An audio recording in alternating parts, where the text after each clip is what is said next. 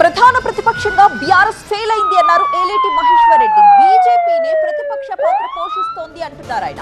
6 గ్యారంటీలు ప్రజా సమస్యలపై అసెంబ్లీలో నిలదీస్తామంటున్నారు. మూసీ ప్రాజెక్టు పేరుతో ఇళ్ల కూల్చివేతను వ్యతిరేకిస్తున్నామని, మొయినాబాద్ కేసు చూస్తుంటే శాంతి భద్రతలు అదుపులో లేవని తెలుస్తోందని, ప్రభుత్వ వైఫల్యంతోనే విచ్చలవిడిగా డ్రగ్స్ దొరుకుతున్నాయంటున్నారు ఏలేటి. మీరు గత అపోజిషన్ రోల్లో ఉన్నటువంటి అపోజిషన్ నాయకుడు కూడా అసెంబ్లీకి రావడం లేదు. మరి ఈరోజు భారతీయ జనతా పార్టీయే ఈరోజు ప్రతిపక్ష పాత్ర పోషిస్తూ ఉన్నది. మరి ఈ రాష్ట్ర ప్రభుత్వం అనేకమైనటువంటి కుంభకోణాలు, అవినీతి అంశాలతో పాటు ఇచ్చిన 6 గ్యారంటీ నెరవేర్చక, 420 హామీ నెరవేర్చక ప్రజల్ని పూర్తిగా మోసం చేసినటువంటి ప్రభుత్వ తీరును మేము వెంటగట్టబోతున్నాం. హైడ్రా పేరు మీద వేలాది మంది ఇళ్లను కూలగొడుతూ మరి నిర్వాసితులు చేస్తున్నటువంటి ఈ రాష్ట్ర ప్రభుత్వం వారికి ఏం సమాధానం చెప్తుంది?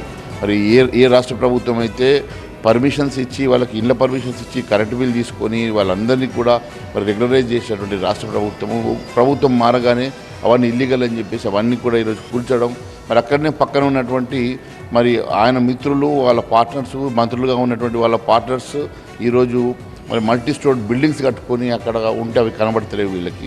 మరి ఈ అంశం మీద మేము ఖచ్చితంగా